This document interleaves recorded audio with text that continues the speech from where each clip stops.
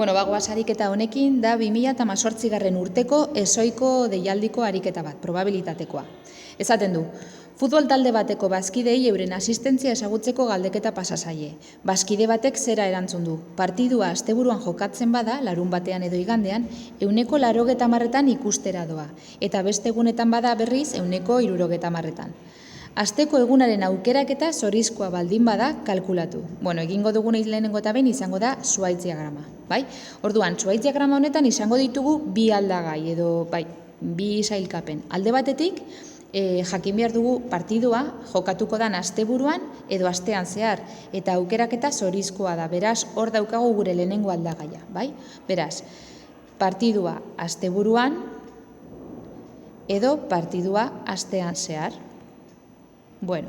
Asteburuan izateko probabilitatea, asteburuan bi egun daudenez, izan beharko da 2 zazpiren, Azkenean, asteak 7 egun ditu, eta horietako 2 asteburuak dira. Eta astean zehar zenbat egun ditugu 5, beraz izango litzateke 5 zazpiren.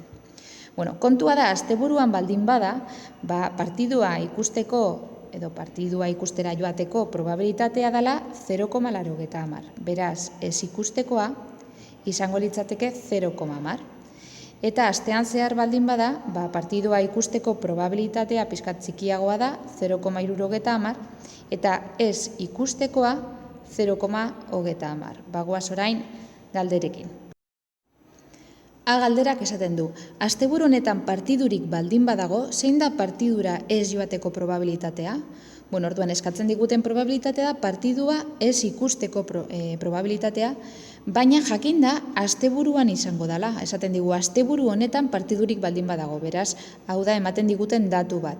Orduan, zelan adieraziko dugu hau, hau izango litzateke baldintzapeko probabilitate bat. Jakin da asteburuan dela, momentu bat, zein da ez ikusteko probabilitatea. Orduan, baldintzapeko probabilitate bat daukagunean nik beti esaten dizuet formula erabiltzeko. Orduan, izango litzateke behan asteburua izatearen probabilitatea eta zenbakitzailean asteburua izan eta ez ikusteko probabilitatea. Ikusten duzuen bezala, zenbakitzailean bien arteko ebaketa. Ebaketa egiterakoan ordenak ez dauka garrantziarik. Hau da, asteburua eta ez ikusi edo ez ikusi eta asteburua gauza bera izango litzateke. Orduan nik orain probabilitateak ordezkatzen baldin baditut, asteburuan izateko probabilitatea izango da 2 zazpiren, momentu bat, eta asteburua izan eta ez ikusteko probabilitatea izango da 2 zazpiren bider 0,1.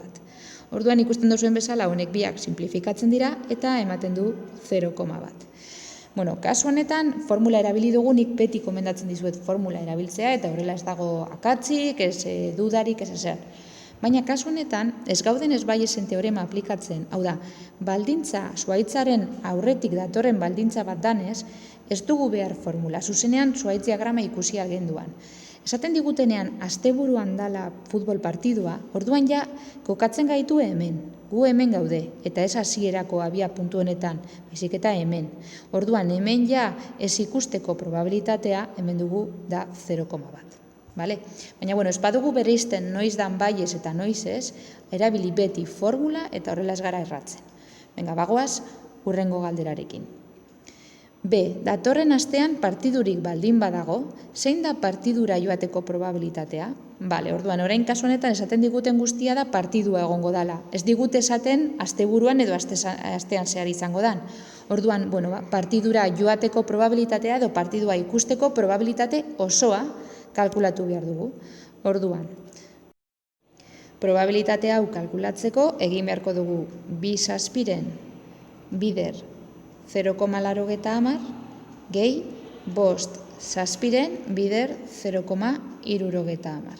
Eta honek ematen du momentu bat, hemendik daukat kalkulatuta, 0,75 Bagoaz azkenengo galderarekin. Esaten du, bazkidea aurreko astean partidu batera joan baldin bazen, zein da partidua asteburuan jokatu izanaren probabilitatea. Hau da, orain ematen diguten baldintza edo esaten digutena da, badakigu bazkidea ikustera joan zala. Hori da, ematen diguten informazioa edo baldintza. Orduan, badakigu ikustera joan zala partidua. Orduan, ikustera joan baldin bada, zein da partidua asteburuan jokatu izanaren probabilitatea. Bale.